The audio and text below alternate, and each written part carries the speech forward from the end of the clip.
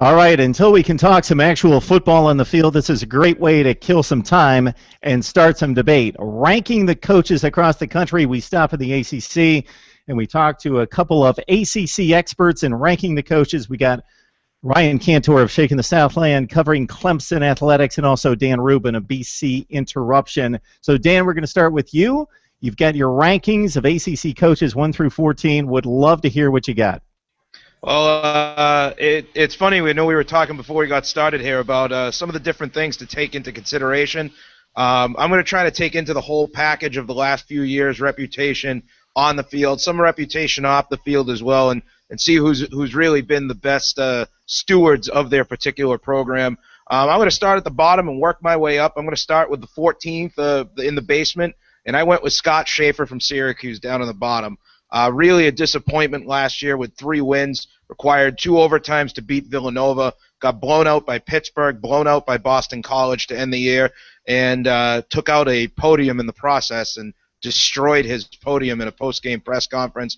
From a standpoint of the total package, he has a lot to prove this year, and hopefully he can step up to the plate. Otherwise, Syracuse might run him a little thin if he continues some of his antics. Number 13, I went with Dave Clawson from Wake Forest. Ryan, I know you'll get into him a little bit more. Number 12, I went with Pat Narduzzi, the first-year head coach out of Pittsburgh. Narduzzi was the defensive coach at Michigan State. Before taking over this job, he was the defensive coordinator under Mark D'Antonio. Maybe he ranks higher after this year, but since we have a blank slate on him and we're not really sure any details on him, I couldn't in good conscience put him higher. But one thing I will say about him is that in his last game as defensive coordinator, Michigan State, even though they got torched in the Cotton Bowl defensively, they rallied from down 20 in that fourth quarter and came back and won the Cotton Bowl. And after the game, Mark D'Antonio dedicated it to Pat Narduzzi and called him a great fit for Pittsburgh. That's a heck of an endorsement. So that's why I put him above both Coach Clawson and Coach Schaefer. Number 11th on the polls, I went with Mike London from the University of Virginia. The thing about Virginia is that they haven't really won a ton in his 5 years. They've lost 10 more games than they've won. But last year in a 5-7 season, really the Virginia Tech game was the only one that kept them out of being bowl eligible. 5 of their 7 losses last year were by 8 points or less. They beat Louisville, they beat Pittsburgh, they beat Miami, and they were never blown out. He's also known as a strong recruiter, so a guy that results haven't been there, but he's a guy that could go up this ranking for me at least after we see how this season goes.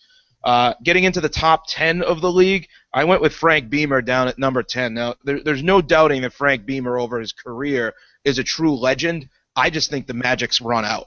7-6 last year. You beat Ohio State. You see the potential, but then you lose to Georgia Tech, and you lose to East Carolina, and you lose to Miami, and you lose to Boston College, and then you have that utterly atrocious overtime loss against Pittsburgh, which we get that image of him with his fists up in the air after they go scoreless after the fourth quarter. That's not a good look for Coach Beamer, and the concept of Beamer ball, to me at least, in a wide-open Coastal Division, that team should have been a lot better than what they were. And if they can't put it together this year, then I think you'll start hearing people clamor for him to go. Number 9, I went with Al Golden. Al Golden was disappointing this year with the University of Miami, but hopefully be a little bit better for them, but we'll see how that goes. Number 8, I went with Dave Doran at NC State. They turned it around last year, but aided by a little bit of a cupcake schedule. We'll see how he goes as well. Number 7, I chose to go with Larry Fedora from the University of North Carolina. Good season in terms of that they went 3rd in the Coastal Division, but the defense from my standpoint, a little bit of a woe there. I get into my top half of the league, and this is where I start to get a little bit crazy with some of my rankings. I put Jimbo Fisher from Florida State as the sixth best coach, in the ACC. He's gone 58-11 in 5 years. You can't dispute what he's accomplished. They went undefeated 2 regular seasons in a row. They win a national championship. They go to the college football playoff. But the truth is, I could coach this team to 10 wins. They're an outstandingly dynastic program. They get the best players. They're like a Ferrari and that drives itself. So anybody could have really taken that team. All you got to do is manage it, and they can win 10 to 12 games a year just standing on their head. The other thing that I took into consideration was that they got really blown out by Oregon. They struggled against Boston College. They struggled against Miami a little bit. And the off-the-field transgressions are a little bit much for me to overlook. I know I've been a very vocal critic of Florida State, and that's something that I had to take into consideration from off-the-field standpoint. I go off-the-field standpoint, and that's what leads me to number 5, Steve Addazio from Boston College. Was afraid to put him a little bit higher because the results just haven't been there. 14-12 in 2 years, beat USC, has beaten Virginia Tech, has had good losses. I feel the Florida State losses were very good. Ryan, I know the Clemson games, I'm sure, gave you a little bit of a heart attack at times this year, and I think the year before as well. They weren't out of the game by any means. And you have to consider that Steve Addazio entered a situation where he had nothing in the tank. I know Andre Williams was a Heisman Trophy finalist, but he had no skill on the roster whatsoever in quarterback or wide receiver. He also has nothing by way of facilities. He has no indoor practice facility. He has virtually no facilities at Boston College that can compete with the rest of the ACC. But at the same time, he's had a little bit of success. I think if Boston College continues to rise, I will personally rank Steve Addazio higher. But I take off the fact that they did just barely clear 500 the last 2 years. And although we talk him up to be the next coming of Tom Coughlin up here, he is not quite there. Number 4, I said, was Paul Johnson from Georgia Tech. 58-35 in 7 years. They won 11 games last year. The triple option starts to get a little bit more dynamic when you add a layer of passing. I love it. I love Paul Johnson. And people call the triple option a gimmick, but you know what? It works. And if you go back to their Orange Bowl game against Mississippi State, they did pretty well in that one, winning 49-34. That's enough for me. I'll just round out my top 3, and then, Ryan, I'll turn it over to you. I went Bobby Petrino at number 3, David Cutcliffe, despite a sub-500 record. You can't really deny what he's done with Duke, at number 2. And my number 1 coach, I know I'm going to make you smile down there in the Southland, Dabo Swinney from Clemson, and this is the only thing I'll say about Dabo. He has erased the concept of Clemsoning. There is no more Clemson loss. They haven't had one in 4 years. So he is my top coach in the ACC. Yeah, there's no doubt that Clemson's won key games and they've played in the clutch, something that they haven't done for years and years and years. And when you beat LSU and Ohio State and Oklahoma, 3 marquee programs back-to-back-to-back in postseason play, that's mighty impressive. All right, Ryan, we'll turn it over to you now. I know that now that he's talking about Dabo. Ryan, it's all yours. You can continue from there. Okay, well, I'll start at the bottom as well. So my rankings aren't too terribly different. A couple notable differences is you'll see I have both Jimbo Fisher and Dave Clawson a lot higher. So starting at 14, I also had Scott Schaefer. He was a defensive coordinator, and he came on and he took him to a Texas Bowl in his first year. Seemed like a pretty reasonable hire, even though it wasn't very high profile. Seemed like it was going okay, and they took a step back, went 3-9 last year. Their offense was abysmal. You have to wonder, does he have what it takes to engineer an offense that could be competitive in the ACC? And if not, can he attract a offensive coordinator that can do so? I don't think so. And then you look at his recruiting, 12th in the ACC right now, according to Rivals. Really not a lot of reason for optimism. At 13, I have Al Golden. I think one reason why I have him especially low is he's not at a program like Syracuse. He's not at a program like Wake Forest. He's in Miami. He's been there for a while, and he's going 6-7. He ended the year. They finished 6-6. Then they lost to a not very good South Carolina team in the bowl game. They lost to Pittsburgh. They lost to Virginia. They really faded. They don't seem to get up for bad teams. Just not very impressive. And he just does. He does very little with a lot. He's at Miami. It's not some small-time program. At number 12, I have Mike London. He had that one very good year where they played in a Chick-fil-A Bowl. They lost to Auburn that year.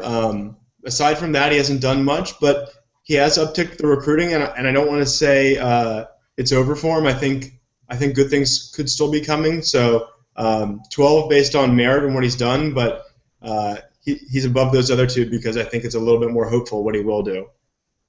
At 11, I actually went Frank Beamer, so I had him pretty low as well. My only comment there is that this isn't really a career achievement award. This is all about the competitive advantage they're legally creating for their programs now. And maybe I should preface this list with that, is that I'm trying intentionally to not take in off the field stuff or not take in the content of their character and stuff like that. I think it allows me at least to be a little bit more objective, especially when we talk about Dabo and Jimbo. So number 10, I have Pat Narduzzi. He was obviously the toughest to rank, but I was very impressed with what he did at Michigan State. Number 9, I have Larry Fedora. He came over from Southern Miss a while ago, and he was very good there. He left after a 12-2 season there, where they finished in the top 25. I think he can engineer a very good offense. I think what they're doing with Gene Chizik, I think they will improve on defense. So I think things are looking a little bit up. My concern would be the culture there. Some of the comments after their bowl game about players not caring. I think that falls on the coach and the culture they create. One quote in particular came from Marquise Williams. He said, "You can tell in a lot of guys' faces, a lot of guys really don't care." That's completely unacceptable. That falls on the coach in large part, and I think right now that's probably one of the biggest knocks on Larry Fedora. I mean, for comments like that to be coming after losing to a rival, then losing the bowl game, that's embarrassing. Number 8, and this is one of the guys that had a bit higher than Dan, is Dave Clawson. He only went 3-9 last year, not ranking him 8 for that. But he's a guy who's come into programs that are awful, and he's built them up to respectability. He started his head coaching career in '99 at Fordham. His first year, they were totally winless. And by the time he left, they were a respectable program. They won 10 games, and then they won 9 games. Then he left. He spent a year under Phil Fulmer, Tennessee. Then he went to Richmond, built them up, got them going. Then he went to Bowling Green. They weren't very good, but he built them up. And his last year there, they actually won the MAC. So now he's at Wake Forest, had that rough year to start. But recruiting is much better now. Not great, but compared to where they were, everything's trending up there. And I think, I don't think they're going to be a 9-win program, but I could see them definitely returning back to the years where they're making bowl games, relatively consistently every other year type thing.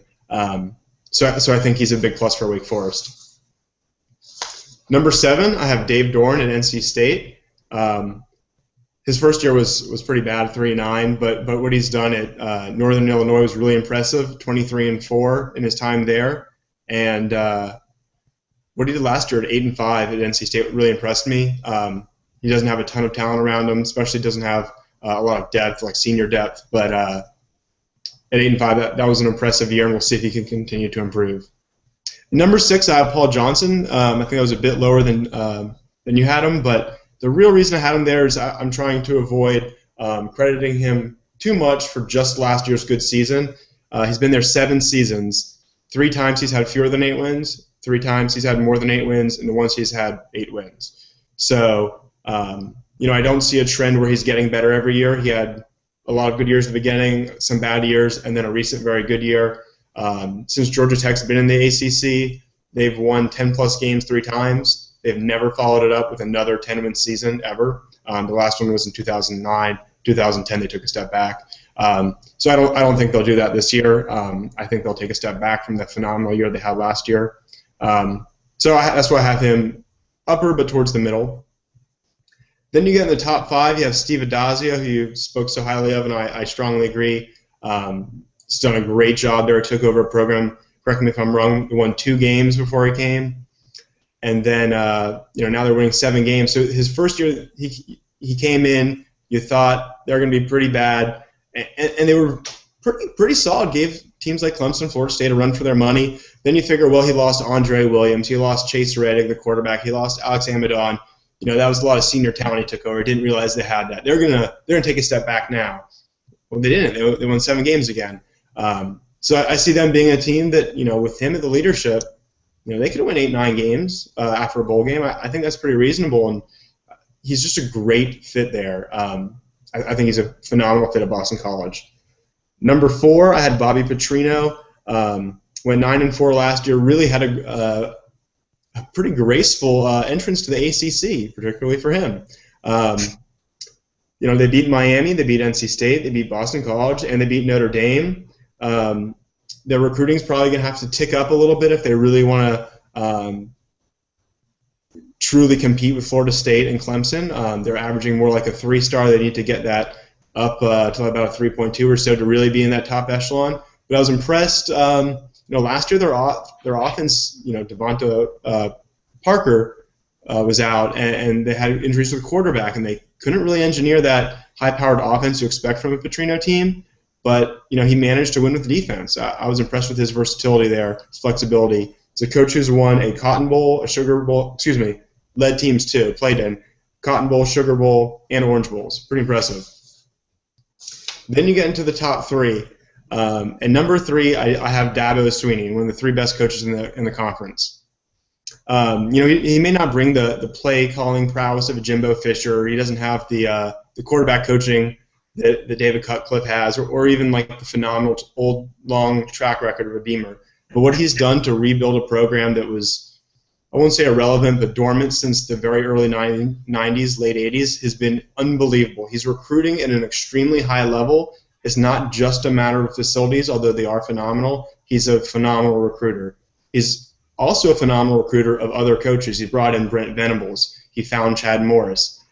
That's a role of a head coach, and he's one of the best in the country at bringing guys in. People want to be a part of his team and a part of the family.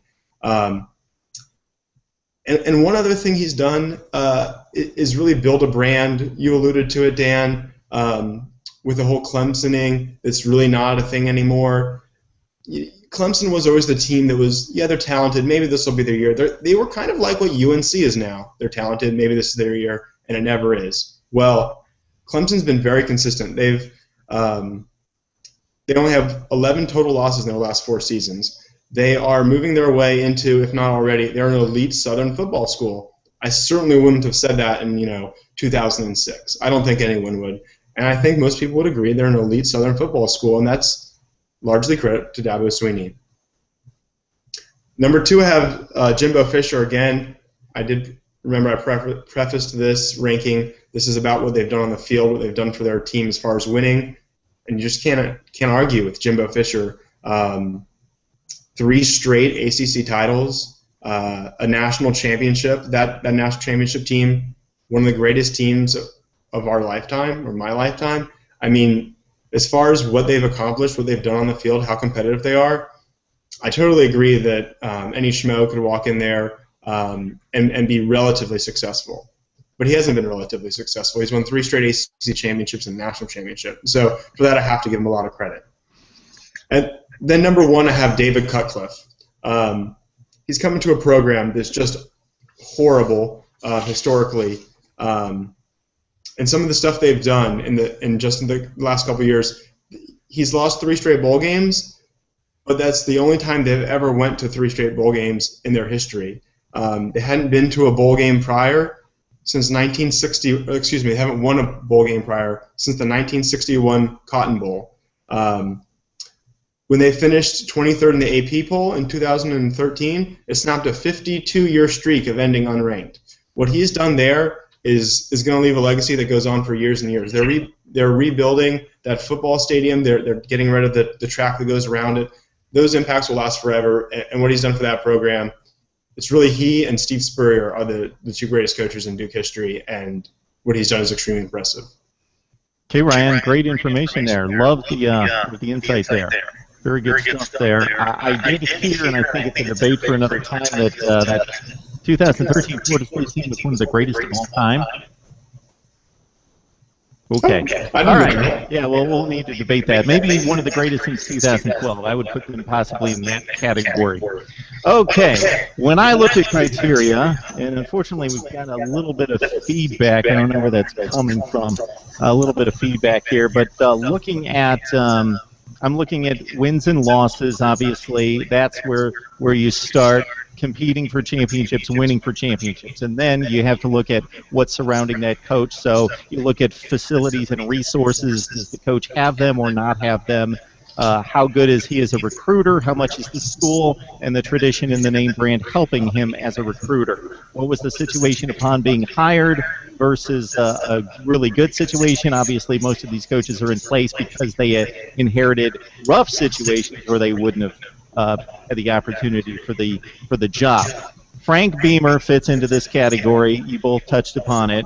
Track record, if you're looking strictly at track record, and Virginia Tech was nothing on the national map when he got there. He built it into a fringe powerhouse across the nation. So if we're looking at track record, he would be much higher on my list, but I'm right there with you two in regards to looking at Frank Beamer right now and looking at these coaches and their hireability right now.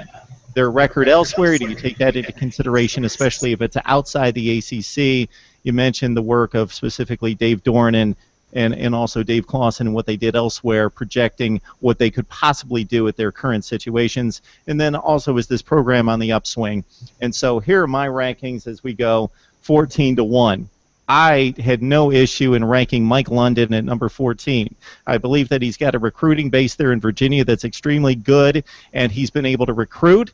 And if he was in year 2 or 3 of the program and had not yet won with that recruiting base, I would take it easy on him, but he's had a long time. And as Dan mentions, he's 10 games under 500 with the type of talent that he has. He's had the one decent season at 8-5 and taking on Auburn in the Chick-fil-A Bowl. But Mike London, I believe it's do or die for him, 10 games under 500, not being able to turn good talent into wins on the field, and it's going to be extremely difficult for him. Listen to this non-conference schedule. UCLA, Boise State, Notre Dame this year. Ouch. I got Scott Schaefer at number 13. I think you two might have been a little hard on the Syracuse head coach, considering he took over what throughout the 2000s had been a horrible program. Doug Marrone, now with the Buffalo Bills, brought them to postseason status. Schaefer was able to extend that to his first year, going 7-6, defeating a pretty good Minnesota team in a bowl game. Then they really took the nosedive last year at 3-9, 1-7 in the ACC, their first year in the conference. So I'm going to hold it off on Scott Schaefer to see what he does at Syracuse. Of course, the recruiting base is going to be difficult for them in upstate New York, although New York State has some pretty decent football talent. Pat Narduzzi is kind of neutral, obviously, having not head coached in this league or at the major college level, so he was kind of my neutral pick, and I thought anybody who's done anything positive, generally I'm going to rank above Narduzzi, and Schaefer and London I have on the negative aspect of that. Larry Fedora is an interesting selection at number 11. He is 21-17. He's 13-11 in the ACC. So Larry Fedora is basically doing what every North Carolina coach does. He goes 7-5 every year. North Carolina's been going 7-5 forever, and they produce top 10 to top 12 NFL talent, meaning if you look at the pool of players in the NFL, North Carolina is one of the 10 or 12 schools that produces the most NFL talent, especially on defense. For some reason, they don't win consistently. I think Ryan did a nice job of explaining the culture there at North Carolina. If you can't get up for a bowl game, if you can't get up for your rival, those are some warning signs for Larry Fedora. He did do an excellent job at Southern Miss, and the Golden Eagles have tanked since he left, so that's to his credit. Let's see if he turns around the defense with Gene Chizik in 2015. At number 10, I got Al Golden. I was very impressed with what he did initially, leaving Temple, going to Miami in a very rough situation, NCAA probation. They were very close to a death penalty. He held his ground, brought in players, weathered the storm seemingly. But now that he's got things turned around from a scholarship standpoint, and he's got all the resources in play, as Ryan mentioned, he's not winning. 6-7 is deplorable at Miami considering the type of talent. And when you see the NFL draft list coming out of Miami and then try to measure that versus the wins and losses, it doesn't add up. And for Al Golden right now, this is a division, as you guys know better than anyone, the Coastal Division is completely up for grabs every year. These programs are very, very equal across the board, and Miami should be taking advantage because I think if you'd measured talent, they've got the most talent on the roster right now and have for the past couple of years, and if not won the division. At number 9, I got Dave Clawson. I certainly echo some of the comments made earlier. He goes to Fordham, he goes to Richmond, he turns around programs there. He goes 32-30 at Bowling Green, just the one season at Wake going 3-9, but they were pretty competitive in some games. Dave Doran at number 8. Like North Carolina, I'll say the same thing for NC State. They've gone 7-5 forever. Ever since I've been watching college football, North Carolina State's gone 7-5 and has gone to a bad bowl game and either won or lost, and that's been their lot in life. He takes over a program that was starting to slip. He goes 3-9, but quickly on a dime turns him around. Dan, I think, made a nice point, though. The non-conference schedule basically handed him 4 wins right off the bat. So we'll see what Dave Doran does going forward. But coming off a nice season, he's got a quarterback in place in Jacoby Brissett that he could have a nice season again in 2015. Okay, the wild card here, and it's kind of strange to say he's a wild card because he's been coaching forever, again, is Frank Beamer. I've got him at number 7. I don't think the program's in as bad a shape as a lot of people believe. They are 15-11 the past 2 seasons, 7-6, 8-5. They had that string of finishing in the top 10 or 15 in the country, winning double-digit games, but for the past 3 or 4 years, they've slipped out of the top 25 pretty consistently. Frank Beamer's going to have to show me something this year. 6 losses last year, losing to East Carolina. He's got the defense in place, but certainly the offense does not look like it's going to be able to win enough games to contend for an ACC championship. Paul Johnson at number 6, he's a difficult selection. We can credit him for what the Yellow Jackets did this past year. Pretty remarkable in defeating Georgia down the stretch, almost pulling off the upset in the ACC championship game, defeating a top 10 Mississippi State team out of the SEC. Very impressive, but as Dan mentioned, I'm not going to discount something a little bit better than mediocrity other than that for Paul Johnson. It's 58-35, 37-19 in the ACC, but I saw kind of a survey of talent across the nation, and he's got it right in his backyard in Atlanta, more so than any per capita metropolitan base in America, so it's right there for him. I know that he's got Georgia knocking on his door to fight for recruits and Clemson coming in there as well and other schools, but he does have the talent to work with. And talking about talent to work with, my number 5 guy is Jimbo Fisher. I think Dan made an interesting point because I'm going to kind of split the difference here. Ryan is not taking into account off the field transgressions, issues with the program. I'm just talking about wins and losses and the plus factor. I thought Ryan came up with a nice buzz term there for the winning advantage that this coach provides.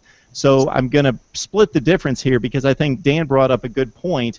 Even though I'm not judging based on character and integrity, I think if you don't bring character or integrity to the program for a long period of time, it's going to catch up with you. So I knocked down Jimbo Fisher from the standpoint of not being a good CEO of his program, and they were very close to losing a number of football games. It didn't happen last season. The record's phenomenal. He's the caretaker of exceptional talent, facilities, and resources there at Florida State. Okay, at number 4, David Cutcliffe. How does a coach go 40-48 and he's ranked the 4th or the 2nd or the 3rd, or Ryan, in your case, the best coach in the ACC? Well, you got to understand Duke football, where Duke football traditionally is. Ryan laid it out there for you. The last 2 years, the last 3 years, they go to bowl games. Sure, they lose the games, but they're up against exceptional talent in Johnny Manziel, Texas A&M, Arizona State last year. Duke getting to an ACC championship game 2 years ago in a division that's got Miami, Virginia Tech, Georgia Tech, and the like is pretty remarkable. David Cutcliffe, passing guru, has coached the Mannings. I've got him at number 4. Steve Adazio, there he shows up at number 3. I'm going to give him a ton of credit for taking a 2-10 football team. Yeah, it's just 7-6, 7-6. But, man, when I see the recruiting rankings and I see the wow, how do I say this politically correct? In a politically correct fashion, Dan, not necessarily having the type talent that they do in other programs around the ACC. I think it's pretty remarkable that they take Clemson within a touchdown, that they have the last drive to defeat a Florida State team last year, that they were the one team that led Florida State, I think, by 17 points, one of the greatest teams of all time 2 years ago. And that BC has done as remarkably well as they have. So 7-6, 7-6 for Steve Adazio. Again, taking the resources and the talent into consideration, I think he's done a remarkable job. I've got at number 2, I got Dabo Swinney. The culture there at Clemson, this was always a team, as Ryan pointed out, that throughout the 90s and 2000s you always anticipated was going to play big in big games and was going to be this year turning things around and joining the elite of college football. Under him, they have taken a giant leap forward in big ball games against big opponents, and I think it's all due to him while running a class program. And as Ryan pointed out, again, the trajectory is straight up because of the recruiting base and his job as a recruiter. And at number 1, I've got Bobby Petrino. Yes, as long as you keep him away from volleyball players and motorcycles, I think he's exceptional. And this is why. Consider this guy's track record, and Ryan touched upon it, at Louisville. Louisville was North Carolina State when Bobby Petrino got there. When Bobby Petrino left, he left in the wake of going 9-4, 11-1, 10-3, 12-1, finishing in the top 5 at Louisville twice in 4 seasons. Barely losing bowl games once he goes to Arkansas. And again, Arkansas, when he got there, was not a stellar Arkansas program. They were a 500 program. He goes to the Cotton Bowl, wins one there, finishes in the top 5 at Arkansas, and takes Ohio State to the wire in the Sugar Bowl. So his standout performances at now Louisville and Arkansas, going to Western Kentucky, turning that program around on the dime for the one season, winning 8 games. Now he comes back to Louisville, turns in a respectable 5-3 in the ACC. We shall see going forward if he can win big, and especially in that division, challenging Clemson and Florida State. If he can stand up to those two and win, 40 or 50% of the time against those two, it remains to be seen. But based on what he did the first go-around at Louisville and Arkansas, and now starting a respectable stint, I believe, at Louisville, I've got Bobby Petrino at number 1. All right, guys, is there anybody on the hot seat, anybody maybe that's sneaky good that could really rise up these rankings? So the good and the bad possibilities of 2015. I would say that Al Golden is most likely on the hot seat here, and if he has another 6 or 7 win season, I can't imagine he'll be retained. Couple points that you made that I thought were really good. Al Golden, I should have given him a little bit more credit because he did clean up their situation with probation in the NCAA. It's a great point. A little credit to David Cutcliffe. His bowl appearances account for a quarter of Duke's all-time bowl appearances. And you noted NC State's very weak schedule, giving them a bit of an artificial boost. I would say the reverse for Virginia.